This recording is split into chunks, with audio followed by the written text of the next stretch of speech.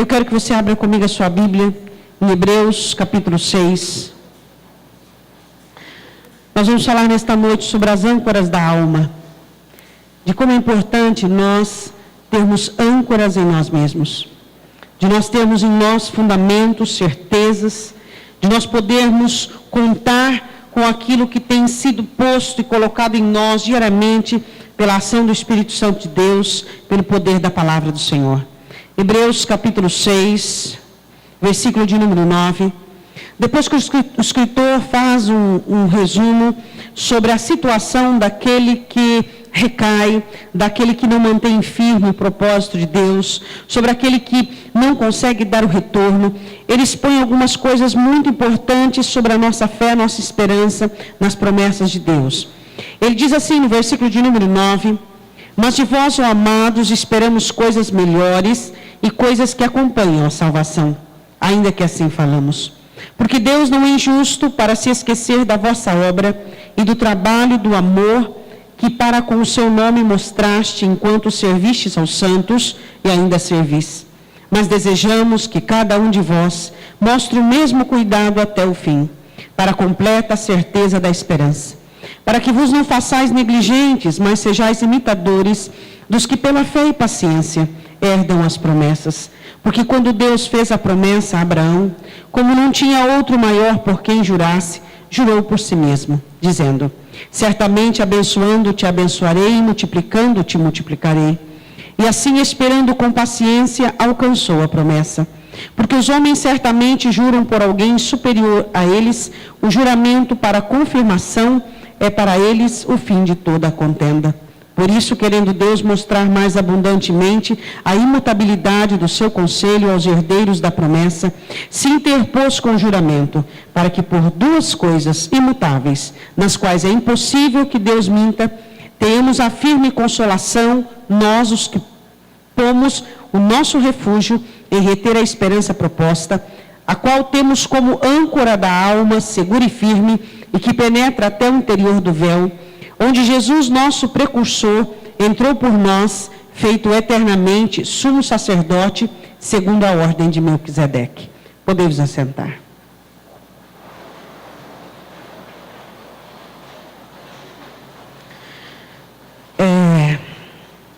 Às vezes nós nos deparamos com pessoas, cristãos até mesmo, que eu sempre estou falando sobre isso, né?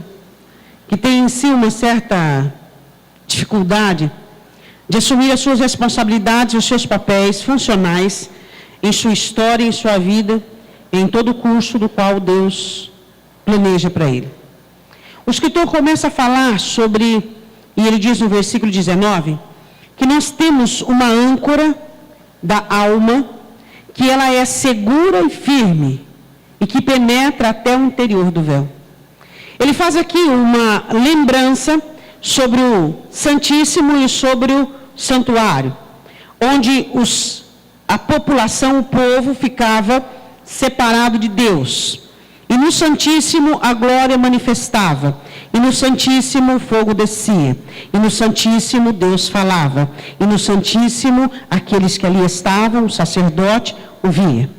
Ele fala que aquilo que nós trazemos dentro de nós, como fundamentos, tem o poder, como uma âncora, de atravessar o véu.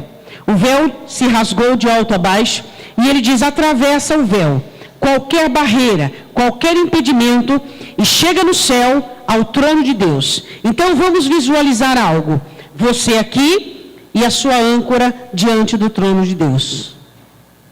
Quando você olha para um navio que já desceu a sua âncora, e a sua âncora está escondida dos seus olhos, você não consegue vê-la, mas o navio só não está sendo levado pelo vento, pelas ondas do mar, por causa daquela âncora que está escondida. Só por isso o navio não se movimenta.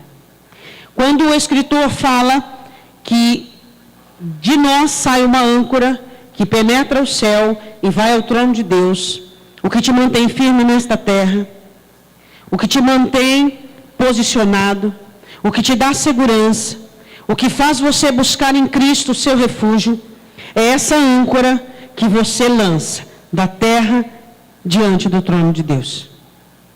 Nós não somos diferentes em situação de outras pessoas. Mas existem algumas pessoas que se manifestam de uma maneira diferente. Elas se diferenciam no meio de uma grande população que se dizem cristãos.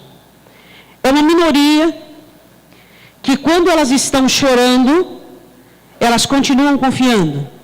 Quando elas estão perdendo, elas acreditam que ainda estão ganhando. Quando elas estão sendo ameaçadas, elas se sentem seguras. Quando elas são colocadas em uma situação de dúvida e de insegurança, elas correm, mas não do problema, correm para Deus.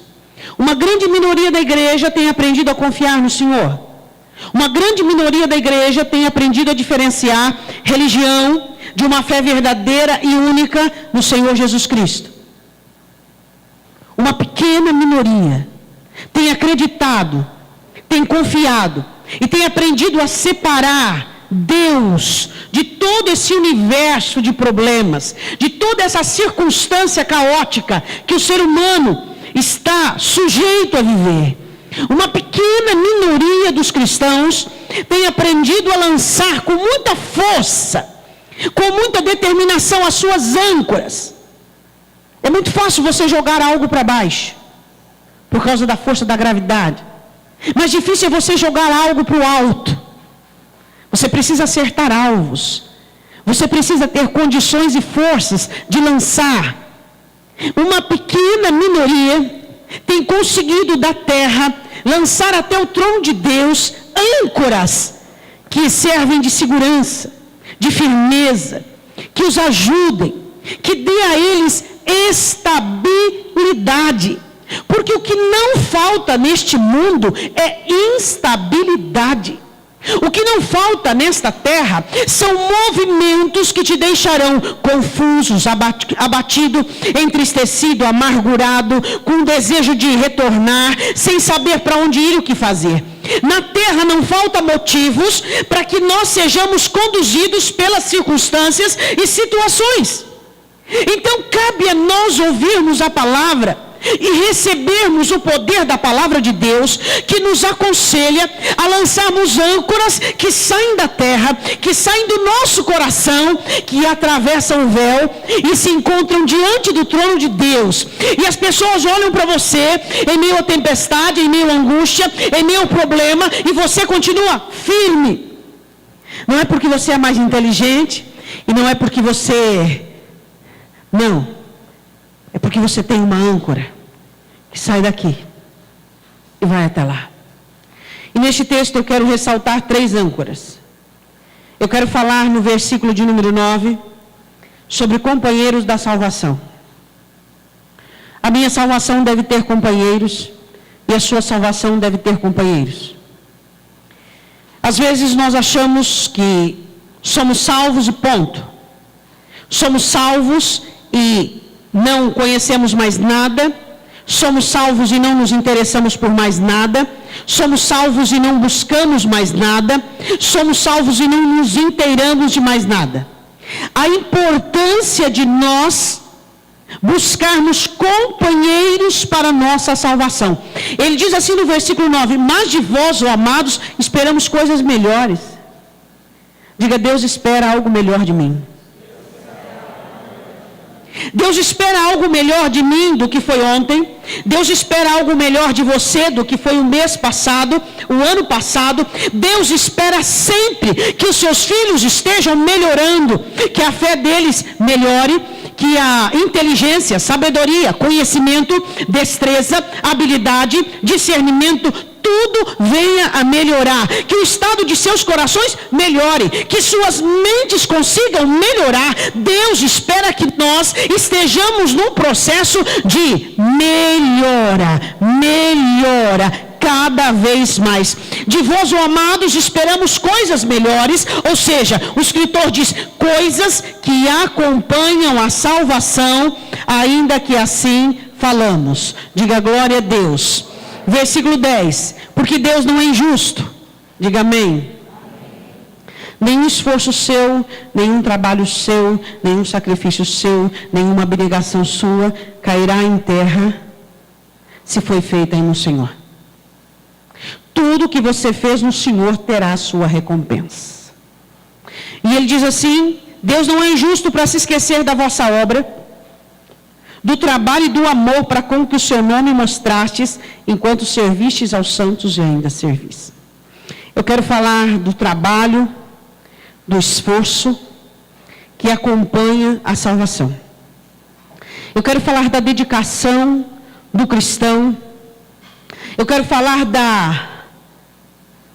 do empenho, das dificuldades que às vezes nós passamos dia após dia, do esforço que nós fazemos para que nós possamos continuar, para que nós não sejamos vencidos pelos fatos, por aquilo que acontece conosco.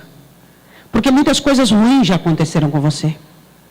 Muitas coisas ruins também podem acontecer ainda, porque nós ainda estamos no mundo, nós ainda temos a palavra do Senhor que diz que no mundo nós passaríamos por aflições.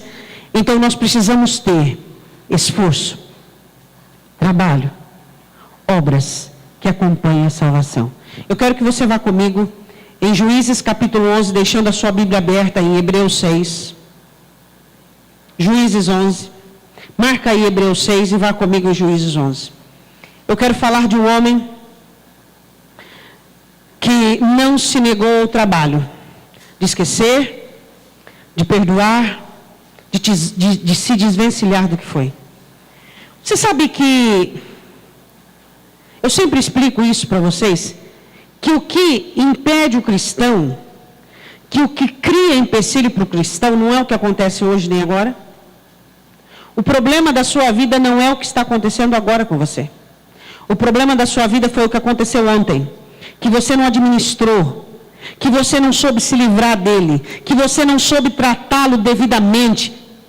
Porque o que acontece conosco hoje deve ser tratado devidamente, de tal maneira que não reste sombra, não reste amargura, não reste ressentimento, porque se as coisas que acontecem com você vão se amontoando restos e lixos dentro de sua alma, vai chegar o dia de amanhã que uma formiga será um gigante diante de você. Por quê? Porque o que cria empecilhos para você, o que é barreira para a sua vida, não é o hoje, não é o agora. Não são problemas que você está vivenciando agora. Por quê? Porque a palavra de Deus é fiel. E o Senhor diz, vocês não são tentados além ou provados do que podem. Mas o porquê você olha para os cristãos e eles não podem, eles não conseguem, eles não vão adiante, eles não progridem, eles não avançam? Por quê? Porque eles não são impedidos pelo problema do agora, eles não são impedidos pela circunstância do agora, mas eles vêm trazendo e arrastando o resto do passado, situações mal resolvidas, circunstâncias mal resolvidas de sua vida. E assim eles vão se embaraçando no hoje por conta do amanhã. Juízes capítulo 11 fala de um moço chamado Jefté, que em hebraico significa Deus abre. E ele era um homem, filho de um gileadita, com uma prostituta. E seu pai casa-se e começa a ter filhos. Leva Jefté para ser criado, o primogênito do pai. Quando os filhos crescem, olha para Jefté e diz para ele, você não vai herdar conosco, porque você não é filho legítimo, não é filho da nossa mãe. E eles colocam Jefté para ir embora. Jefté não foi protegido, Jefté não foi amado, Jefté não foi defendido por ninguém.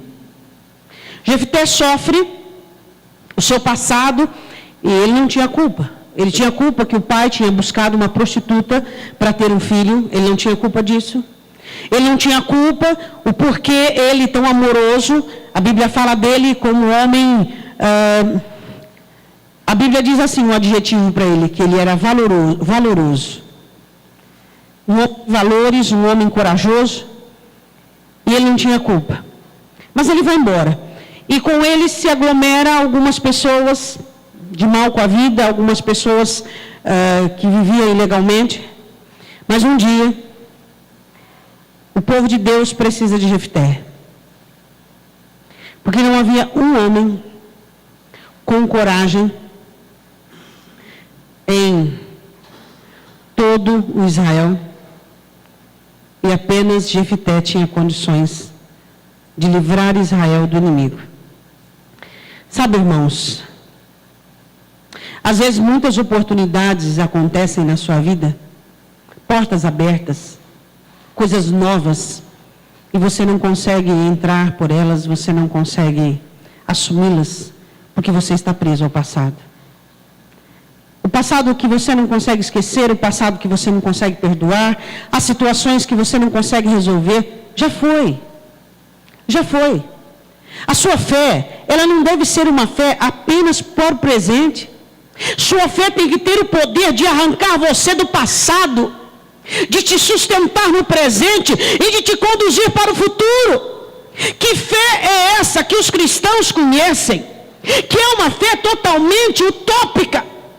É uma fé que mais ou menos creem, mais ou menos avançam, mais ou menos são conduzidos, porque o mais está no passado e o menos se lança no presente e não sobra quase nada para o futuro. A sua fé deve ser poderosa para te sustentar no presente, te livrar do embaraço de toda a história do passado e te levantar para o futuro, para aquilo que Deus tem para a sua vida. Jefité tinha uma fé dessa. Agora, como é que uma pessoa consegue esquecer de tal maneira o passado que consiga reconhecer uma porta aberta diante de si? Sabe a pessoa que é mais prejudicada? Que você fique relembrando, curtindo, com essa nostalgia de museu. Você é a pessoa prejudicada. E você não olha para isso. E você não atenta para isso. E você não coloca, junto com a sua salvação, companheiros, como serviço, obra, esquecimento. Não, eu vou me ajudar, eu vou esquecer do que foi. Não, eu preciso me ajudar. Tem gente que é tão solícito para ajudar esse, aquele outro, mas quando depende de si, quando é para si, ele não consegue se ajudar. Você precisa se desvencilhar de coisas que não deram certo na sua vida, e que não vão dar certo hoje, e que não vão dar certo amanhã, e você precisa se livrar disso. E a palavra do Senhor diz assim, que Jefité sofreu muito, certamente, e os anciãos de Israel, Juízes capítulo 11, versículo 5, sucedeu como os filhos de Amon pelejassem contra Israel, foram os anciãos de Gileade buscar a Jefité na terra de Tobi. E disseram a Jefité, vem ser o nosso chefe, para que combatamos contra os filhos de Amon. Porém Jefité disse aos anciãos de Gileade, porventura não me odiastes a mim, e não me expulsastes da casa do meu pai? Por que, pois, agora viestes a mim quando estás em aperto? Você descobriu algo nesse versículo? Odiastes a mim e me expulsaste. Ele não fala nada no particular, ele só fala como a ação do próximo. A diferença. Odiastes a mim. Olha, quer ver a diferença? Eu fui humilhado. Eu fui rejeitado. Eu fui amargurado. Eu fui sem rumo. Eu não sabia para onde ir. Eu fiquei sem nada. Olha a diferença. Ele não atribui para si a atitude do próximo. Ninguém pode fazer nada com você se não tiver a sua permissão. Então não culpe ninguém porque você está. Culpe você. Se você está, culpe você. E quando você for, responsabilize Deus, porque é Deus quem faz de você honrado, honesto, corajoso, fiel, vitorioso. Ninguém pode fazer de você, ou fazer em você, aquilo que você não se permite. Jefité não atribui a si nenhuma atitude dos anciãos de Israel. Ele disse, vocês me odiaram, vocês me expulsaram. Existe uma diferença muito grande em alguém fazer algo contra você e você receber aquilo. Jefité não havia recebido. As pessoas podem tentar fazer coisas contra você, mas a questão é você não receber. Você não permitir que o seu coração se corrompa. Você não permitir que o seu coração se constranja e receba todo aquele lixo, toda aquela agressão emocional, toda aquela violência dentro da sua alma. Existe uma diferença ou não existe do que as pessoas fazem e do que você quer receber? Quando você não gosta de uma comida, de alguma coisa, por exemplo, você não gosta de um doce, e alguém oferece para você, se você não gostar, realmente nem por educação você aceitará. Agora, as pessoas recebem ofensas, tragédias e amarguras, e o texto de Hebreus capítulo 6, versículo 9 e 10, de vós, ó amados, esperamos coisas melhores, coisas que acompanham a salvação. Porque as obras de vocês não ficarão esquecidas, porque Deus é justo. Todo o vosso trabalho, todo o vosso esforço receberá um galardão. Esforça-te para perdoar, para esquecer, para amar, para ir para diante. Esforça-te, trabalhe pela sua vida, trabalhe pela sua história, trabalhe para fazer algo por você, trabalhe para a sua vida dar certo. Porque se a minha ou a sua vida não der certo, a culpa não é de ninguém, mas é nossa. É nossa. Por quê? Porque nós não temos trazido companheiros para a salvação. Não adianta você ser salvo e na primeira oportunidade você se lambuza, na outra oportunidade você cai, na outra oportunidade você tem que ser responsável pela sua salvação, no sentido de trazer companheiros abençoados para a sua salvação, trabalho, esforço, luta, para quê? Para se manter de pé, para entrar em oportunidades, para parar de ser cabeça dura e ficar se embaraçando com esse, com aquele outro. Tem crente que ele vive brincando de cirandinha. Um chama, ele vai, outro chama, ele vai, outro chama, ele vai. Ele nunca está no lugar onde Deus quer encontrar com ele. Porque uma hora ele está discutindo com um, outra hora ele está dando satisfação a outro, outra hora ele está se envolvendo com outro, outra hora, e assim vai. Quando ele vai amadurecer, está perguntando para a pessoa errada. Isso é falta de amadurecimento. Isso é falta de responsabilidade.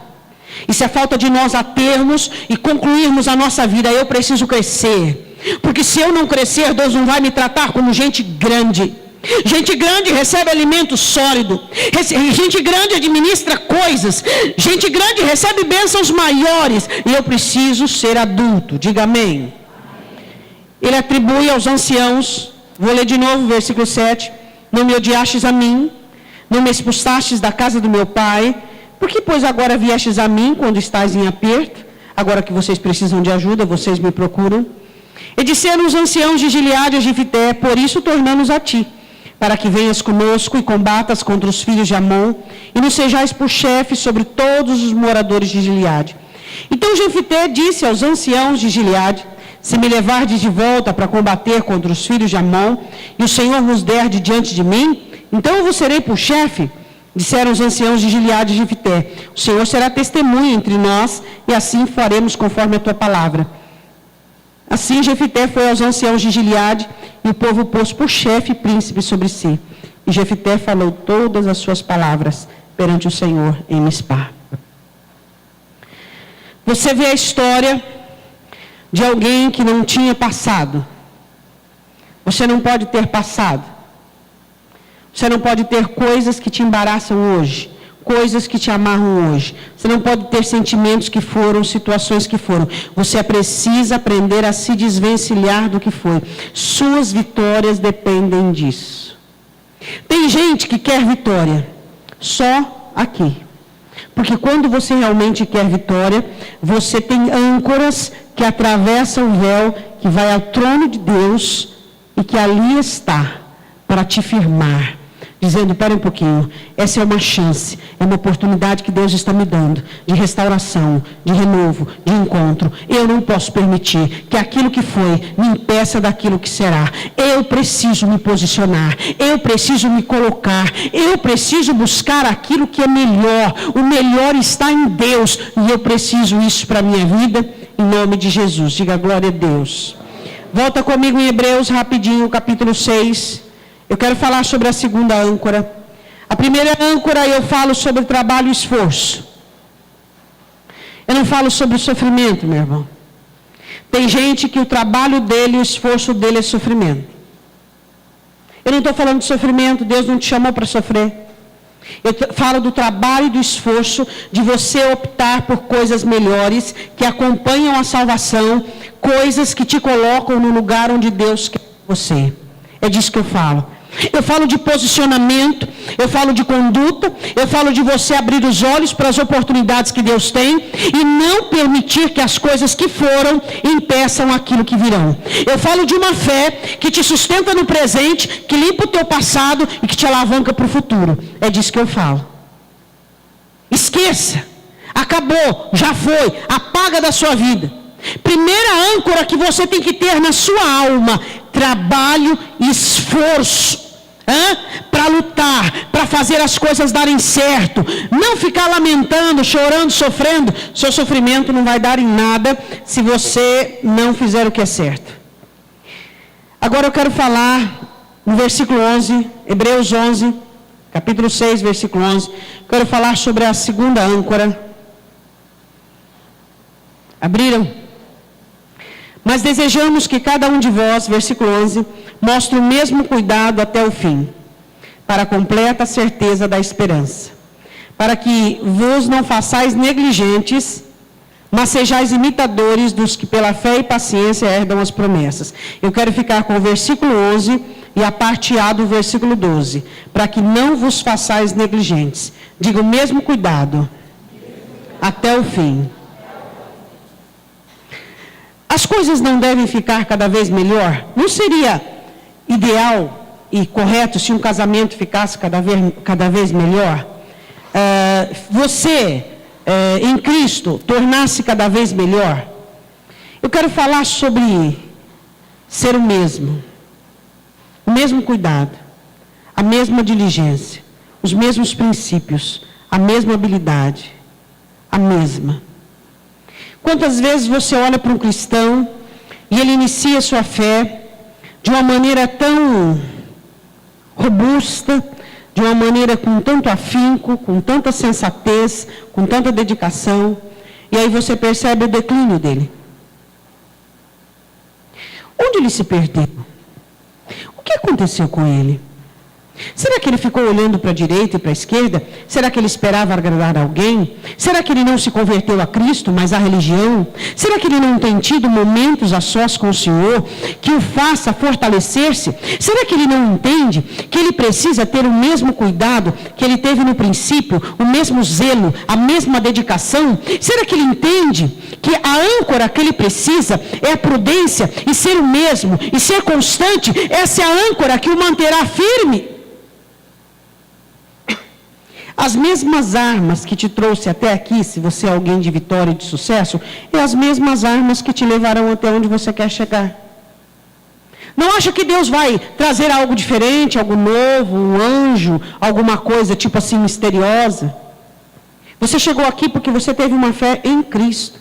Você chegou aqui porque você aprendeu a renúncia e a abnegação para purificação e exortação em Cristo. Você chegou aqui porque você aprendeu que a humildade exalta. Você chegou aqui porque você aprendeu a esquecer e assim você começa a viver aquilo que Deus tem para você. Todas as armas que você usou para chegar até aqui são as mesmas que te conduzirão aonde você quer chegar. Não existe mistério. Agora, o porquê o declínio? O porquê o declive? O porquê as pessoas, elas não conseguem entender que quando você é zeloso, é cuidadoso com a sua fé, quando você tem um compromisso acirrado com o seu testemunho, com a sua vida, nós estamos falando de vida. Eu não sei se a sua vida não represente nada para você. Porque a sua vida deve ser importante para você, amém? Você só tem uma. E vamos falar a verdade, alguns de nós já vivemos a maioria dos nossos anos que nós tínhamos que viver. Nós temos apenas uma vida. E essa vida precisa ser cuidada, zelada, e precisa da nossa dedicação. E nós precisamos mostrar o mesmo cuidado. O cuidado para não, o cuidado para fazer, o cuidado para desviar-se daquilo, o cuidado para aplicar-se nisso, o cuidado para analisar, o cuidado para não se entregar facilmente às circunstâncias que estão desesperadas para abocanhar você, o cuidado diário, o cuidado com a sua mente, o cuidado com o seu coração, o cuidado com a sua fé, o cuidado com a sua conversão, o mesmo cuidado até o fim. Ainda não é o fim, ainda não chegou o fim. E muita gente já está parando, já está desanimando. Uma coisa que eu aprendi, que Deus não trabalha com covarde, e Deus não anda com quem para. Não. Você tem que ter uma jornada e uma caminhada. Você precisa dar continuidade à sua história. Eu quero que você vá comigo em um rapaz, em 1 Crônicas capítulo 4, fica aberto em Hebreus. Um rapaz que teve um cuidado muito grande consigo mesmo. Você é alguém que cuida de si. Eu não estou falando de cuidados físicos. Estou falando de ter cuidado com a sua salvação. Estou falando de ter cuidado com a sua fé. De cuidar da seu estado emocional, seu estado espiritual. E você não ser negligente. Você tendo a mesma dedicação. 1 Crônicas capítulo 4. Você ter a mesma dedicação. Você ter o mesmo afinco. Ou melhor, se possível, progredir cada vez mais. O nome dele era Jabes. E a mãe dele quis dar o nome dele de aquele que traz dor e tristeza. E Jabes não aceitou essa sentença. Você sabe que o que não falta são juízes para tratar a nossa condenação. Fatos, acontecimentos que declararam que você ia ser uma pessoa triste. Que declararam que você ia ser alguém destruído, alguém frágil, alguém fraco, alguém condicionado. Pessoas que se posicionaram na sua vida, determinando que você ia ser um sofredor. Mas o apóstolo Paulo diz assim: quem pode nos condenar, se é Cristo Jesus quem nos libertou? Quem pode condenar você a algo, ou a uma situação, se Cristo Jesus quem morreu na cruz por você e trouxe a sua libertação? Jabes não aceitou a sentença que havia sobre si. E o escritor diz em Hebreus capítulo 6, vocês precisam ter o mesmo cuidado até o fim. Isso será âncora, não sejais negligentes. Vocês precisam ter o mesmo cuidado. Diga comigo, cuidado. Você é cuidadoso? Eu sou cuidadoso. Você cuida da sua casa, você cuida do seu carro, você cuida do seu cabelo, você cuida da sua saúde. E das coisas que refere-se o texto de Hebreus capítulo 6. Você cuida da sua fé, você cuida da sua promessa, você cuida da sua firmeza. Você tem uma âncora que atravessa o céu e vai diante do trono de Deus, como o seu cuidado, sua diligência, seu comportamento, seu posicionamento, de estar de olho aberto, de estar olhando. Pera um pouquinho, você não pode fazer isso aí. Quem é você? Eu sou seu pai. Não, pera um pouquinho, você é meu pai, mas você tem um limite. Você não pode me afrontar, você não pode me humilhar, você não pode arrancar o que Deus me deu. Mas não, a alma do crente parece uma feira livre. Um entra, faz, o outro vem, o outro entra, rouba, o outro entra, apronta, e assim vai. E o que sobra para Deus? Só o bagacinho. Aí o crente chega na igreja para cultuar Deus, tem adoração não, tem louvor não, tem alegria não, não tem nada que sobe, só está precisando do que desce. Mas para que desça tem que subir. Então ele não tem adoração, ele não tem alegria, ele não tem fé, ele não tem esperança, ele não tem âncoras para arremessar ao céu e dizer: Deus, eu estou firme. Ele precisa ser restaurado. Aí ele vem no culto, Deus, na sua infinita misericórdia, o restaura, o abençoa, o ama, o levanta, o salva, de situações e vai. Aí ele sai bem da igreja, sai bem do culto, tá? Chega no outro dia, vem um mensageiro do inferno e acaba com a vida dele de novo. Volta ele para o culto mais acabado do que antes. Até onde vai essa história? Também não sei. E é assim.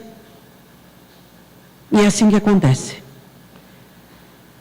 Eu disse aqui esses dias que o culto, mudaram o culto. O culto nunca foi para o homem. O culto nunca foi para o homem ser abençoado, o culto nunca foi para o homem se alegrar, o culto nunca foi para o homem se sentir bem, o culto sempre foi para Deus. Para Deus receber o sacrifício. O culto nunca foi para o homem, sempre foi para Deus. E inverter a situação. O culto hoje é para o homem alegrar-se, para o homem se sentir bem. Não é para Deus se alegrar, não é para Deus se satisfazer com as orações, com a entrega. Então mudaram a coisa. Voltando no assunto. Jabes, ele recebe uma sentença de dor e tristeza da mãe. Uma pessoa muito querida, só que ele não aceita. O problema não é que você ama os outros mais do que você. O problema é que você é escravo dos outros. Esse é o problema. Porque ninguém ama a outra pessoa mais do que a si mesmo. Ninguém. Ninguém, porque não é possível. Você só consegue amar alguém quando você se ama. Isso é mandamento. Ama o teu próximo como a ti mesmo. O problema não é, eu amo a minha mãe, eu sofro assim, porque eu amei a minha mãe mais do que a mim mesmo. Mentira. Você foi sugestionado, subordinado, você foi dependente, você foi codependente, você assumiu um posicionamento de vassalo. Esse é o seu problema. Ninguém ama alguém mais do que a si mesmo. Porque é mandamento, você consegue só amar alguém quando você se ama. E quando você se ama, você não deixa ninguém fazer com você aquilo que você não quer que aconteça. É aquilo que eu disse inicialmente. Nós achamos que Deus tem a obrigação de nos livrar dos males que somos nós que temos que nos livrar. Aquilo que cabe a você, Deus não vai fazer. Aquilo que cabe a mim, Deus não fará. O que cabe a nós, somos nós que temos que fazer. E ele certamente amava muito a sua mãe. E naquela época se tinha um respeito absoluto que hoje não tem. Mas ele diz, mãe é mãe, vida é vida. E eu não vou aceitar a sentença que a minha mãe me deu. Pronto. Ele diz assim no capítulo 4, versículo de número 9. E foi Jabes mais ilustre do que os seus irmãos. E sua mãe deu-lhe o nome de Jabes, dizendo, porquanto com dores o dei à luz.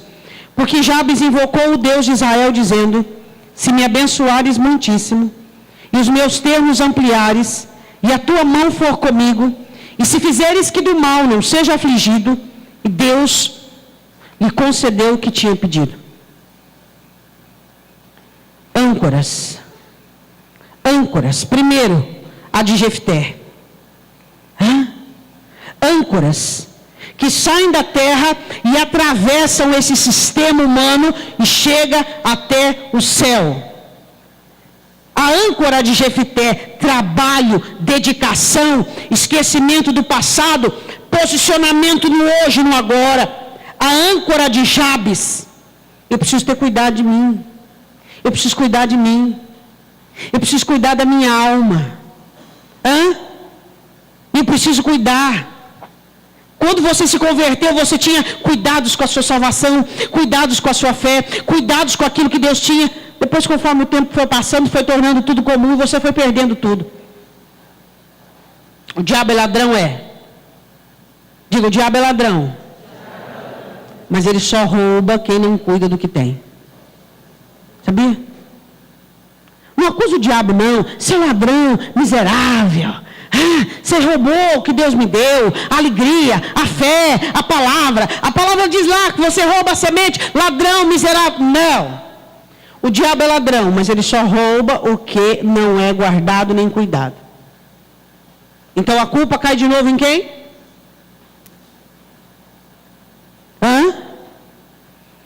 Jefté simplesmente cuidou de si mesmo. Você precisa aprender a ter cuidado com as coisas que Deus tem te dado. E se você não gostar e não for bom para você, o que o ser humano está colocando diante de você, simplesmente diga não. Eu não quero. Eu não quero essa amizade, eu não quero esse relacionamento, eu não quero essa situação, eu não quero. Eu não quero. Mas os crentes são um bando de mártires. E dizem que isso é fé. E dizem que isso é vida cristã. você morrer, você ser tapete, você ser pisado, você ser aviltado, você ser achincalhado por impiedade, por isso, por aquilo outro, e Satanás está lá. Isso não tem nada a ver com humildade, isso não tem nada a ver com períodos de humilhação, isso tem a ver com falta de zelo por si mesmo. Você tem cuidado de você? Mostre o mesmo cuidado até o fim. Não seja negligente contra as coisas que Deus tem te dado, sua salvação e tudo mais. Volte comigo em Hebreus capítulo 6. Deus ouviu o pedido de Jabes, porque Deus, Ele gosta de pedidos assim. Ele gosta de orações que falam sobre os valores que são importantes para Deus, como a vida humana. Não há nada mais importante nessa terra como a minha vida e a sua vida. E quando Deus olha para mim e para você, nos preocupando com isso, com aquilo outro, coisas vãs, inúteis, o Senhor olha e diz: filho, faz uma oração que eu gosto de ouvir. Ore pela sua vida. Ore pela sua história, é isso que eu estou interessado. Eu estou interessado não nisso, se você perdeu isso ou aquilo outro. Eu estou interessado na sua vida. Eu estou interessado em que você se interesse por você, em que você comece a cuidar de você, em que você não permita que esse faça isso com você, ou que aquilo aconteça ou se acometa dessa maneira com você. Comece a orar coisas que me interessam. Comece a falar orações que eu gosto de ouvir. Porque quando você ora a Deus e fala de você, é o assunto que Deus mais gosta de ouvir. Hebreus capítulo 6, versículo de número 12, parte B, vamos ler inteirinho. Para que não vos façais negligentes, mas sejais imitadores dos que pela fé e paciência, diga comigo a receita perfeita, fé e paciência. Aí diz o texto: herdam as promessas, versículo de número 15, e assim, esperando com paciência, alcançou a promessa. Diga glória a Deus. Fé e paciência. A fé são certezas e esperança. E o que é paciência? A paciência, ela é resultado daquele que crê. Toda pessoa que crê é paciente. Não que ela não seja, vez por outra, assaltada por alguns pensamentos, algumas induções do diabo. Mas ela reflete, pensa e recorre à fé novamente. Você é paciente? Paciente para esperar o que Deus está fazendo e trabalhando. Paciente para interpretar os sinais. Paciente para saber que Deus tem cuidado de você e que sua oração não vai voltar para a terra sem cumprir aquilo que Deus tem a fazer. Paciência para continuar orando, paciência para continuar perseverando, paciência para não mover um fio de cabelo, não mover um milímetro, nada no seu comportamento. E vem notícias, e vem situações, e vem os posicionamentos, e você com a sua paciência continua orando, buscando e crendo em Deus. Paciência. Paciência para manter a mesma força, paciência para manter a mesma habilidade, paciência para não deixar os anos corromper você, para não deixar os anos cansar você, para não deixar as circunstâncias desmotivar você. Eu quero que você vá comigo em Josué capítulo 14. Primeira âncora, trabalho, esforço. Segunda âncora, cuidado por ti mesmo. Cuidado por aquilo que Deus tem te dado. Terceira âncora, paciência e fé. Josué capítulo 14. Você vai olhar aqui as palavras de um homem que não importou os abrios que ele viveu. Os meses, os anos, não importava. E ele estava tanto quanto. Tanto quanto. Por que as pessoas se cansam? Inicialmente elas têm os seus projetos, os seus planos, suas orações, suas vigílias, seus jejuns, suas dedicações. No meio, elas ficam meio apáticas, vão se apagando até não dar conta de chegar ao fim. Porque no fim, sempre a vitória estará lá. A questão é percorrer de onde estamos até o fim. O Senhor diz, eu sou o alfa e o ômega, o princípio e o fim. Algumas pessoas começam até bem, mas não dão continuidade, não terminam a proposta. E a questão é você continuar, você perseverar, você com a mesma determinação, com a mesma fé. Fé se explica? Não. Fé se possui. Você tem fé em Deus, e ponto. Você acredita. A fé, ela enche o seu coração de tal maneira que não há espaço para dúvida, não há lugar para insegurança. E você simplesmente sabe esperar, porque você crê em Deus e sabe que a hora é dele, o momento é dele, que ele vai fazer. Caleb espera 40 anos para alcançar a promessa. Um dia, em resposta favorável ao seu comportamento diante da terra prometida e dos espias, Deus olha para ele e diz assim, você entra. Aquele dia foi muito interessante, né? Milhares.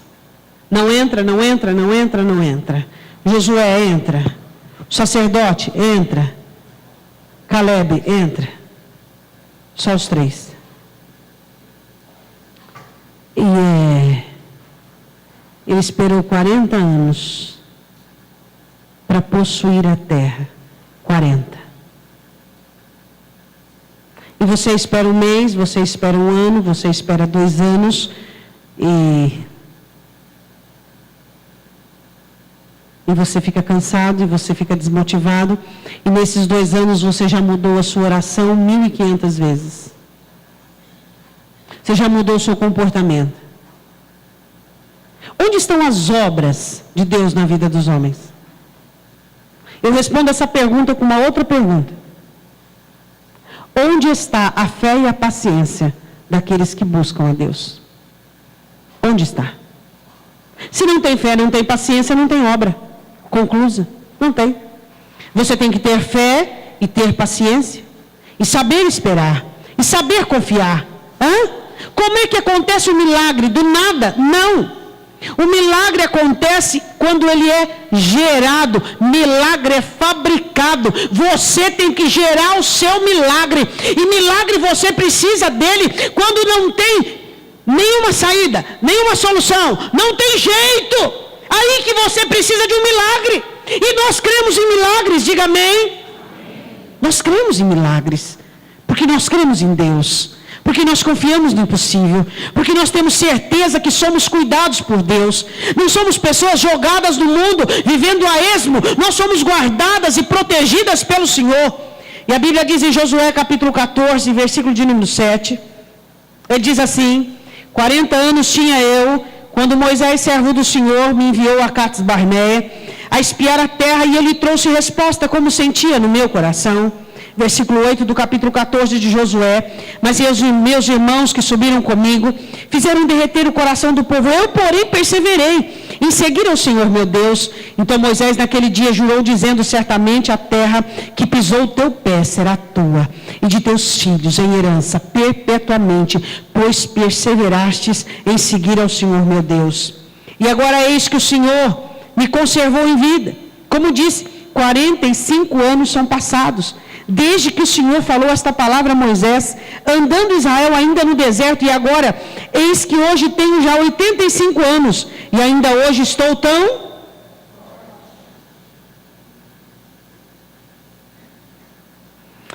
Quem tem fé e paciência pode passar 30, 20, 40, 45, 50, que não é nosso caso, vamos falar a verdade, nós esperamos muito pouco, e nós achamos que é muito. Falta paciência. Falta paciência. Falta confiança. Falta sabermos esperar. Falta fé em Deus. Acreditar que Ele está trabalhando, acreditar que Ele está fazendo. Não mexer no seu comportamento de fé, de confiança. Acreditar e confiar. Porque diz o escritor em Hebreus, é impossível que Deus minta. Deus disse, é aquilo, ponto, e acabou. Ele falou, é aquilo, não tem jeito, não importa a situação, não importa a circunstância, Deus falou, e você recebe aquela palavra dentro do seu coração, e você crê na voz, na palavra de Deus, e acabou. Bate as dúvidas, bate a incerteza, a porta, você diz, estou ocupado com a fé que foi gerada lá na cruz do Calvário, estou me ocupando com a perseverança de continuar acreditando e de continuar confiando em Deus. Ele disse, passou-se 45 anos e eu continuo tão forte quanto. Que bom. Não é o tempo que te desgasta, não é a demora que te desgasta, é a fé que é pequena. O escritor diz assim, se tu te mostrares fraco nos dias da angústia, não pense que a angústia é maior, mas é que a tua fé é pequena. E ele diz assim, mas falando em fé, quem de nós se dedica a aumentar a fé? Se a fé pode ser aumentada, quem de nós nos dedicamos para aumentar a fé? Quem de nós? Você já parou para pensar nisso? Quando é que você se preocupou com o estado e o tamanho da sua fé? E aí, quando você precisa dela, ela não é suficiente para a vida que você enfrenta. Vamos lá. Versículo 12. Agora, pois, dá-me este monte de que o Senhor falou aquele dia, pois naquele dia tu ouvistes que estavam ali os anaquins, grandes e fortes cidades. Porventura o Senhor será comigo para os expulsar, como o Senhor disse. E Josué o abençoou e deu a Calebe, filho de Jefoné, Hebrom e herança. Diga glória a Deus. Estava todo mundo pacífico, todo mundo tranquilo, a terra pouco dela havia sido dividida. Calebe percebe que já entraram na terra prometida, algumas 31 reis e guerras foram vencidas, e agora era a hora dele chegar para Josué e fazer a lembrança. Eu tive paciência até entender que já estou na terra, agora é a hora de eu receber.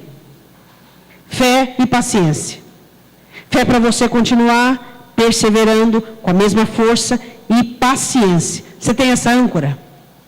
Primeira âncora, trabalho, esforço, determinação, esquecer do passado, avançar para aquilo que está diante. Segunda âncora, cuidado, zelo, vai cuidar daquilo que Deus tem te dado, vai ter o mesmo cuidado que você tinha, vai analisar as negligências, vai observar. Terceira âncora, fé e paciência. Paciência não tem nada a ver com letargia, diga amém. Sabe o que é letargia? Tipo, sabe? E aí? Não sei. Como é que tá? Deus sabe. E aí? Tô indo. Para onde? Não sei. E aí, meu irmão, como é que tá? Tô indo. Para onde você está indo? Não sei. Tô indo. Isso é letargia. Isso é letargia. Paciência só tem aquele que guerreia. Aquele que continua. Aquele que persevera, aquele que luta, aquele que vai enfrentando dia após dia as adversidades concernentes àquela vitória buscada. Esse é paciente. Agora letargia é tipo aquele crente. E aí, irmão, estou na paciência, estou esperando. O dia que Deus fizer está bom, e quando Deus fizer está bom. Mas a questão é que quando Deus fizer, o dia que você fizer, que Deus fizer, você não vai estar nem desperto e nem entendendo nada. Você vai perder a bênção. Paciência não é letargia, paciência não é indiferença, paciência não é negligência. Paciência é um contexto, uma aliança que você tem com a sua vitória. E você sabe que você precisa aprender a esperar e a confiar em Deus. E a olhar os movimentos do céu. E estar trabalhando concomitante, junto com os movimentos do céu. Você e o céu trabalhando juntos. Diga glória a Deus. Diga 3 âncoras da alma. Primeira, trabalho, dedicação. Segundo, cuidado de mim mesmo. Terceiro, fé e paciência. Essa âncora sai daqui e tem que estar diante de Deus. Sou eu que lanço, é você quem lança as suas âncoras. Deus não faz isso, os anjos não fazem isso, ninguém faz isso. Somos nós que temos que trabalhar, somos nós que temos que nos esforçar. Somos nós que temos que ter cuidado, somos nós que temos que ser diligentes, somos nós que temos que ter fé e somos nós que temos que ter paciência. Deus não faz isso, os anjos não fazem isso. Somos nós que temos que ter. Que é muito fácil você jogar, né? Tudo na mão. Deus, faz aí, Senhor. Que eu estou no oásis. O diabo está preso, o mundo está abençoado, não tem maldição para lugar nenhum, e eu sou um ser resplandecente. Aonde isso? O mundo jaz do maligno, no mundo você tem aflição, você tem contra você a carne, você tem contra você o mundo, você tem contra você o diabo. E aí você fica como se estivesse no oásis, achando que Deus é responsável pelas suas responsabilidades. Não.